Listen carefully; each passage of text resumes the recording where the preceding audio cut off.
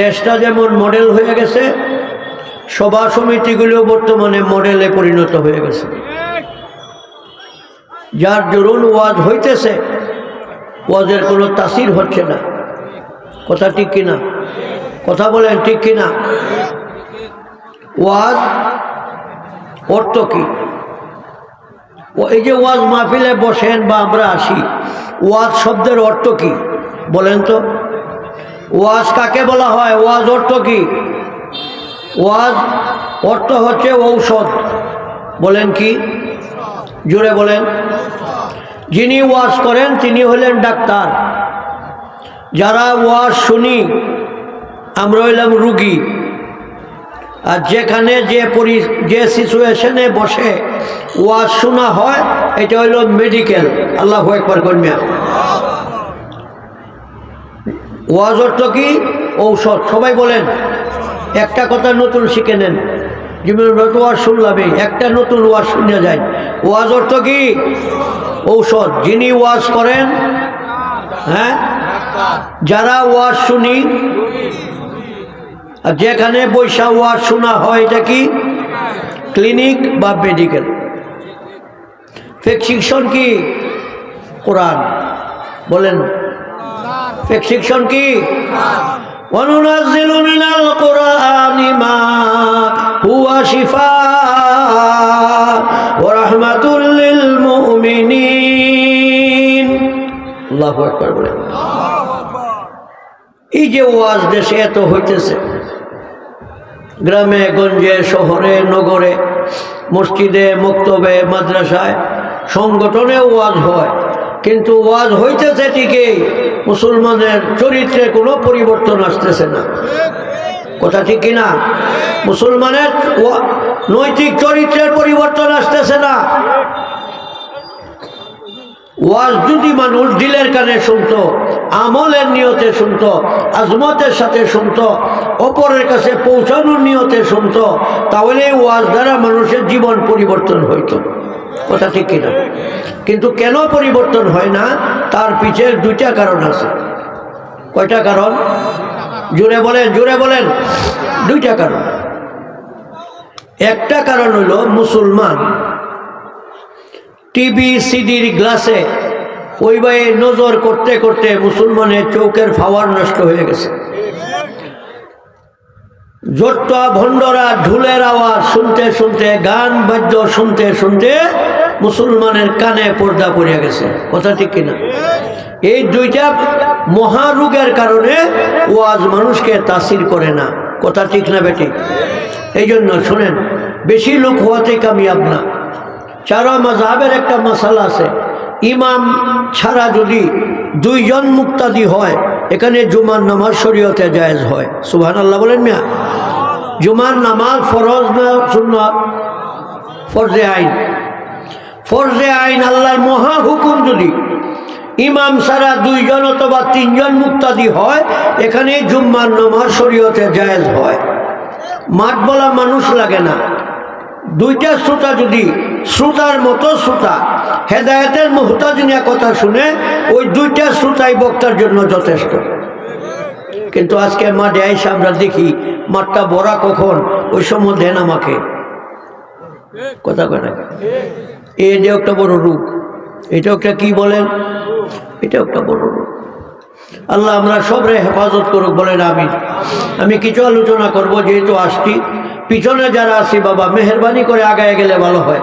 সবাই একটু আগে। আল্লাহ ইলাহা ইল্লাল্লাহ, লা ইলাহা ইল্লাল্লাহ, লা ইলাহা। বাবারা পিছনে, বাবারা একটু আগে না, একটু আগান, আগান, সামনে আসেন। লা ইলাহা ইল্লাল্লাহ, লা ইলাহা ইল্লাল্লাহ, লা ইলাহা ইল্লাল্লাহু মুহাম্মাদুর রাসূলুল্লাহ সাল্লাল্লাহু আলাইহি ওয়াসাল্লাম। কাজে দিনের একটা কথা শোনা কত লাভ। একটা কথা একজন শুনলো, আমল করছে, খালি শুনছে। নবীজি বলেন 500 রাকাত নফল নামাজের চেয়ে উত্তম। দিনের কথার এত দাম। নবী ছিলেন ডাক্তার, সাহাবায়ে কেরাম ছিলেন রুগী। নবী ছিলেন বক্তা, সাহাবায়ে কেরাম ছিলেন শ্রোতা। কথা ঠিক কিনা? সাহাবীরা যখনই নবীর জবানে ওয়াজ শুনছে তখনই তারা সেটাকে আমলে পরিণত করছে। কিন্তু আমরা দেশের মুসলমানরা ওয়াজ শুনে ঠিকই, কিন্তু আমলের বেলা আমরা অগ্রসর হই নাই। নবী যেমন বরকতওয়ালা, নবীর উম্মত বরকতওয়ালা। কিছু কথা বলবো বলার অবস্থা খুব খারাপ। গত রাতে 11টা 25-এ দিরাই বয়ান করে নামছি। 11টা 25-এ 11:30টায় হুন্ডারে উঠছি, আর 2:45-এ মদন বাসায় ঢুকছি। কুয়াশাটা কালকের বেশি দূরপাল্লা ছিল। কাজী ভাইয়েরা, আমি কিছু কথা বলবো, যদি আল্লাহ তৌফিক দান করে। সবাই বলেন আমিন। একে চশমে জাদান গাফেলা যা শাহে নবাসী, একে চশমে জাদান গাফেলা যা শাহে নবাসী, শায়দ কে নিগাহ কুনন্দ গাহে নবাসী। এক আল্লাহর ওলি বলেন, কিয়ামতের ময়দানে বান্দার যখন নাজাতের কোনো উসিলা তালাশ করে পাওয়া যাবে না। কিয়ামতের ময়দানে যেদিন বান্দার নাজাতের কোনো উসিলা তালাশ করে পাওয়া যাবে না, হইতে পারে সেই দিন রব্বুল আলামিন ঘোষণা করতে পারেন 29শে জানুয়ারি বুধবার, 29শে জানুয়ারি বুধবার দিবাগত রজনীতে ধর্মপাশা মাদ্রাসার ময়দানে যারা হাজির ছিলা, কোরআনের বাগানে যারা হাজির ছিলা, বান্দারে বান্দা যাও, ওই রাত্রটাকে উসিলা বানাইয়া তোমার জীবনের সমস্ত গুনাহ মাফ করাইয়া আমি মওলায় জান্নাত দিয়া দিলাম।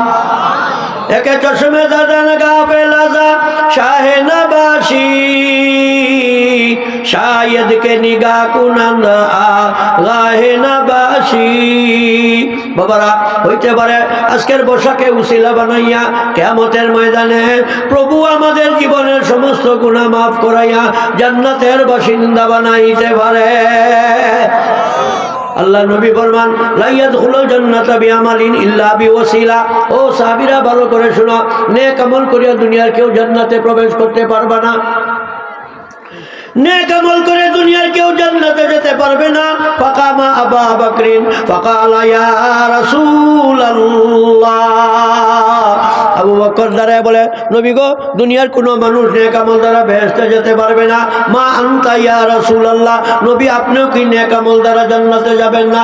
আল্লাহ নবী বলে, আবু বকর, ওয়াল্লাযী নাফসি বিয়াদিহি। বিশ্ব নবী বলেন, আবু বকর রে, ওই আল্লাহ পাকের জাতের কসম, যে আল্লাহ পাকের কুদরতি হাতে আমি নবীর জীবন আর মরণ। ওই আল্লাহ পাকের জাতের কসম, যে আল্লাহ পাকের কুদরতি হাতে আমার জীবন আর মরণ। আমি বিশ্ব নবীও নেক আমল দ্বারা জান্নাতে যেতে পারবো না। ইল্লা আইয়াতাগাম্মাদানি রব্বি।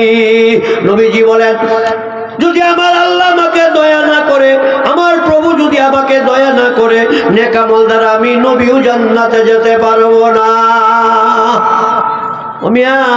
নবী যদি নেক আমল দ্বারা যাইতে না পারে, দুনিয়ার কার উম্মতের ক্ষমতা আছে? কথা ঠিক না বেঠিক? এই জন্য ইল্লা বিওয়াসিলা, নবীজি বলেন, নেক আমলের মধ্য থেকে কোনো একটা আমলকে আল্লাহ উসিলা বানাবে। ওইটাকে উসিলা বানাইয়া জিন্দেগীর গুনাহ মাফ করাইয়া আমার আল্লাহ তাকে জান্নাতের মালিক বানাইবে। আল্লাহ পাক তো একটা উসিলা চায়, ঠিক কিনা? কথা বলেন না?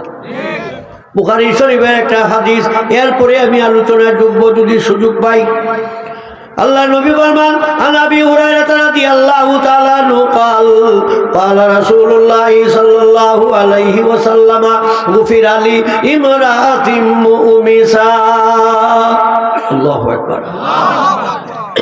আল্লাহ নবী বলেন, বুখারী শরীফ হলো সহিহ হাদিসের কিতাব, সবচেয়ে বড় কিতাব।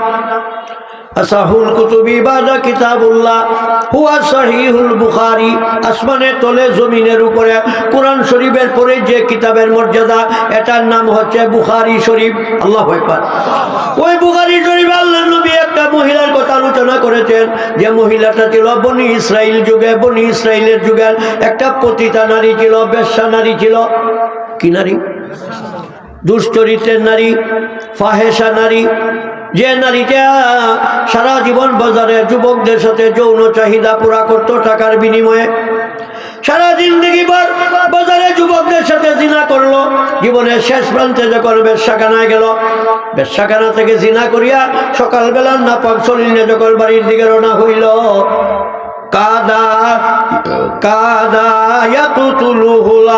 নবীজি বলেন বাড়ি বেশ্যাখানা থেকে যখন বাড়ির দিকে রওনা হইল, অর্ধেক রাস্তা অতিক্রম যখন করতেছিল, এই মুহূর্তে বেশ্যা পানির পিপাসায় কাতর হইয়া গেল।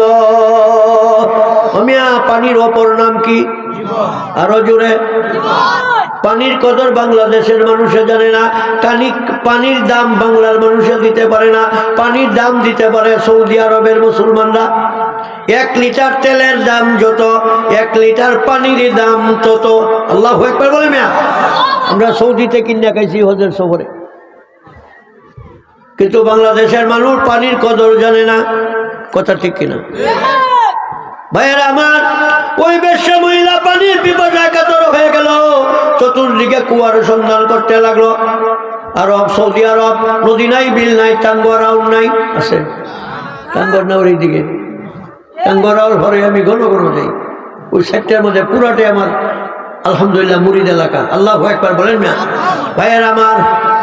ওই পতিতা নারী বেশ্যা মহিলা পানির জন্য পেরেশান হইয়া কুয়ার তালাশ করা শুরু করলো। তালাশ করতে করতে এক ঝোপের ভিতরে গিয়ে একটা কুয়া পাইল, পরিপূর্ণভাবে পানি ভরা, কিন্তু কুয়া থেকে পানি উঠানোর কোনো ব্যবস্থা ছিল না। ভাইয়েরা, কুয়া থেকে পানি উঠাইলে লাগে 2টা জিনিস, বলেন কয়টা? এক লাগে রশি আর এক লাগে বালতি।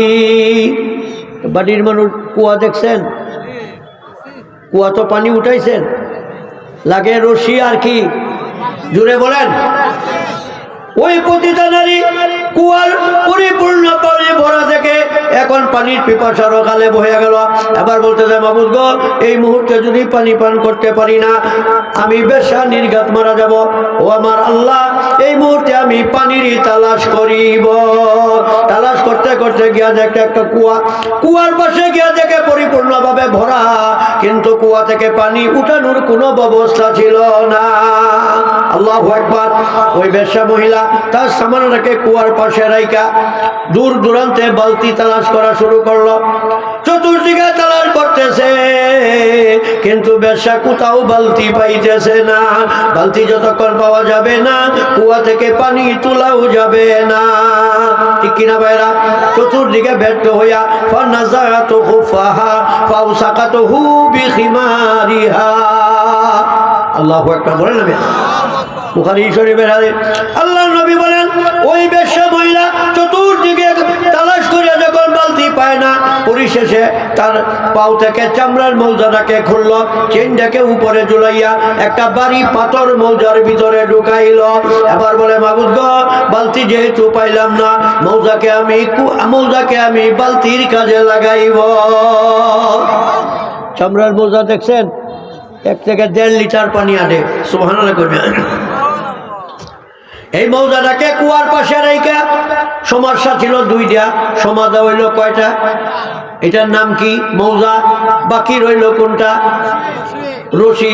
ওই পতিতা নারী বেশ্যা মহিলা চতুর্দিকে ছুটাছুটি করতেছে, কিন্তু কোথাও রশি পাইতেছে না। কেন? আরব দেশে তো পাট হয় না, রশি তালাশ করে বের করা বড় কঠিন হয়ে যায়। তালাশ করতে করতে যখন ব্যর্থ হয়ে গেল, পরিশেষে ফাউসাকাতুহু বিখিমারিহা। আল্লাহর নবী বলেন, ওই বেশ্যা মহিলার গর্দানে ছিল একটা লম্বা উড়না। কি ছিল? ওই উড়নাটাকে গর্দান থেকে উঠাইয়া ফাউসাকাতুহু বিখিমারিহা। আল্লাহু আকবার বলেন মিয়া। ওই বেশ্যা মহিলা মৌজাটাকে তার উড়নার সাথে মজবুত করিয়া বান দিল, গিরো দিল। আপনারা কি বলেন? বান না গিরো? গিরো। আমরা কই গিরো দেওয়া। এখন ওই বেশ্যা মহিলা কুয়ার পাশে দাঁড়াইয়া ফানাযাআতু মিনাল মা। আল্লাহু আকবার। কুয়ার উপর থেকে আস্তে আস্তে মৌজাটাকে কুয়ার ভিতরে ঢেলে দিল। মৌজার ভিতরে পাথর থাকার কারণে মৌজাটা কুয়ার ভিতরে ডুইবা গেল। আল্লাহু আকবার। পানি যখন পরিপূর্ণভাবে ভরে গেল, ফানাজাতু মিনাল মা, আল্লাহর নবী বলেন উপর থেকে তার উড়নাটাকে খেচতে লাগলো, টানতে লাগলো। আমার প্রশ্ন, শুধু উড়না আসে না মৌজাও আসে? কুজিয়াগঞ্জে শুধু মৌজা আসে না পানিও আসে? একটার সাথে একটা অঙ্গাঙ্গি ভাবে জড়িত। ওই বেশ্যা মহিলা মৌজাটাকে কুয়ার ভিতর থেকে উঠাইয়া এখন তার পানি পান করার পালা। পানিটা কেমনে পান করবে? কাপ ছিল না, গ্লাস ছিল না, কিভাবে পান করবে? মৌজার ভিতরে ওই বেশ্যা মহিলা 2 হাতের চলু ঢুকাইল। আল্লাহু আকবার। এটারে বলি আমরা চৌল, আপনারা কি বলেন? হ্যাঁ, ঠিক আছে। ধর্মপাশার বদলে মোটামুটি কিছু না মিল। আর নেত্রকোনা, সুনামগঞ্জ, এটা তো আঞ্চলিক এরিয়া নাকি ভাইয়েরা আমার? এক চলু পানি মৌজা থেকে বের করে বেশ্যা যখন পানি পান করার জন্য হাতগুলি মুখের দিকে নিচে যায়, এমন সময় দেখতেছে কুয়ার পাশে একটা ক্ষত বিক্ষত কুকুরের বাচ্চা। ক্ষত বিক্ষত কুকুরের বাচ্চা পানির পিপাসার তাড়নায় কাতর হইয়া এই কুকুরের বাচ্চা জিব্বা দেয়া ছুরকি গুলি ছাড়তেছে। হকনাদারা দুস্তে খালতি জারেরা, হকনাদারা দুস্তে খালতি জারেরা, নিস্তেই খাস লোতে কি দিলদারেরা। বাবারা আমার, এই ওই কুকুরের বাচ্চাটা যখন পানির পিপাসায় সুরকিগুলি চাটতেছে আর এই আল্লাহর বান্দির দিকে তাকাইয়া দেখতেছে, ওই বেশ্যা মহিলা যখন মুখ বরাবর হাত নিতেছে, কুকুরের বাচ্চা লাফ দিয়ে তার কদমের সামনে হাজির হয়েছে। পিছনে 2টা পায়ে ভর দিয়া, সামনে 2টা পাও দিয়া বেশ্যার কামিজে ধরে টানতেছে, বুঝাইতেছে আল্লাহর বান্দি রে, তোমার চাইতে আমার পানির পিপাসা বেশি। হকনাদারাত দুস্তে খালতি জারেরা, নিস্তেই খাস লতে কি দিনদারেরা। যারা দাঁড়ায় রয়েছেন বাবার একটু আইলে ভালো হয় না? মেহরবানি করে আসেন, আসেন, ঠকবেন না। এটার ভিতরে আসলে লাভবান হবেন, বাইরে থাকবেন ঠকে যাবেন, ঠকে যাবেন। ভাইয়ের আমার, ওই আল্লাহর বান্দির কামিজে যখন টানতেছে, আঙ্গুলের ফাল দিয়া পানি ঝরে ঝরে পড়ে যাইতেছে। বিদায় কুকুরের বাচ্চাকে লাত দিয়া দূরে সরাইছে, লাতি মেরে দূরে সরাইয়া আবার এক চলু পানি হাতে উঠাইছে, আবার কুকুরের বাচ্চা তার সামনে হাজিরা দিয়া আছে। দ্বিতীয়বার যখন টানতেছে, ওই পতিতা নারীর আঙ্গুলের ফার দিয়া পানি ঝরতেছে। আল্লাহু আকবার। ওইভাবে একে একে 2বার তাকাইয়া দিল। তৃতীয়বার যখন কুকুরের বাচ্চা হাজির হইল, ওই বেশ্যা মহিলা কুকুরের বাচ্চার দিকে অন্তরের নজর ফালাইল। একটা নজরেই মানুষ জান্নাতি হয়, একটা নজরেই মানুষ জাহান্নামী হয়, ঠিক কিনা বেশি কথা? ওই পতিতা নারী বেশ্যা মহিলা কুকুরের বাচ্চার দিকে তাকাইয়া বলে, আল্লাহ আল খালকু ইয়ালুল্লাহ, আল্লাহু আকবার।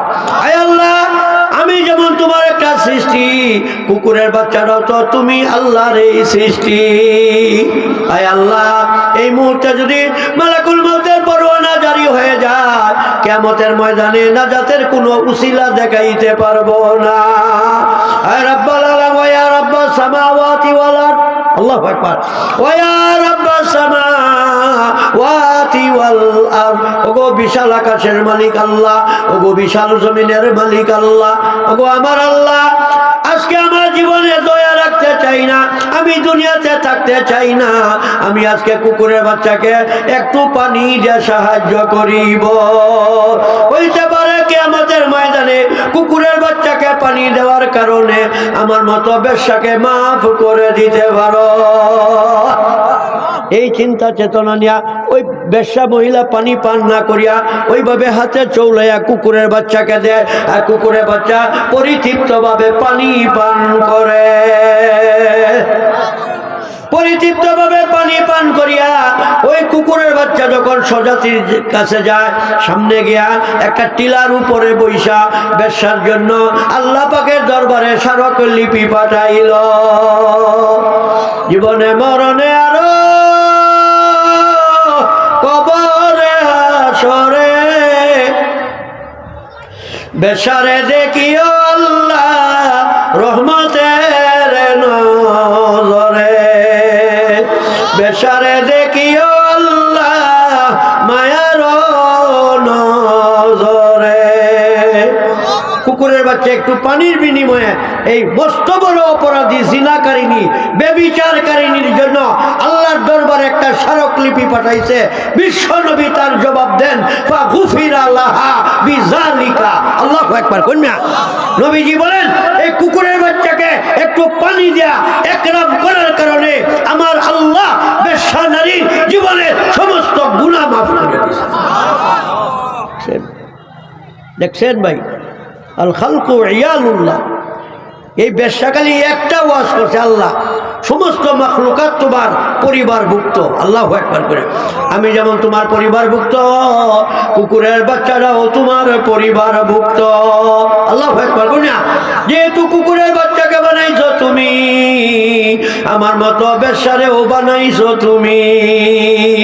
এই চিন্তা চেতনা নিয়ে এই কুত্তার বাচ্চার একটু পানি দেওয়ার সাহায্য করলো।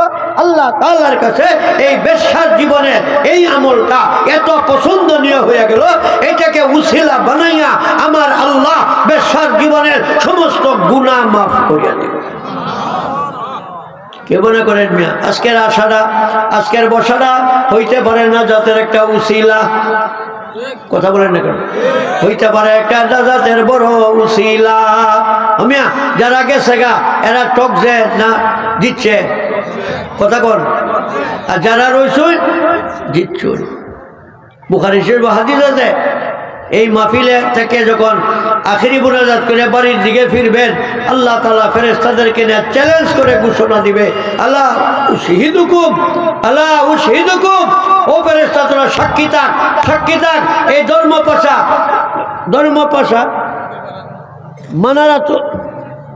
মানারাতুল আজহার ইসলামী একাডেমির উদ্যোগে মাহফিলে যারা যারা অ্যাটেন্ড করেছে, যারা শরীক হয়েছে, তোমরা সাক্ষী থাকো, আমি তাদেরকে মাফ করে দিলাম।